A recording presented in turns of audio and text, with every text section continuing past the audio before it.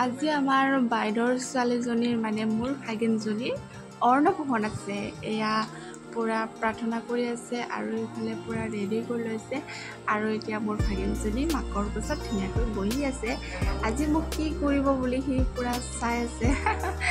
কি যে দেখিছোঁ আজি আৰু বহুত মানুহ দেখিছোঁ বুলি পুৰা ফূৰ্তি লাগিছে কিজানি, বা মই কোনটো লাৰিম কোনটো নালাৰিম বুলি ভাল লাগি আছে কিজানি। তাৰপিছত এতিয়া নিয়ম কৰিবলৈ ধুনীয়াকৈ মাকে বহাই দিলে।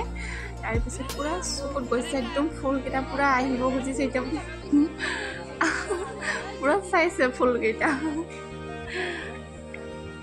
এতিয়া কিবা লাৰিব আৰু আমাৰ ভাগিনজনী এয়া আছিলে আৰু পেঞ্চিল ধুনীয়াকৈ লাৰিলে। পঢ়িব কিজানি ছোৱালীজনী ন এতিয়া মুমিয়াকে ধুনীয়াকৈ এয়া এটা লৈ লৈছে আৰু এতিয়া সকলোবোৰ অকণমান অকণমানকৈ নিয়ম কৰিব। যিহেতু নিজে খাবতো নোৱাৰে, নিয়মটোহে কৰিব। এয়া মোক চাই আছে মাহী কি কৰিছে বুলি।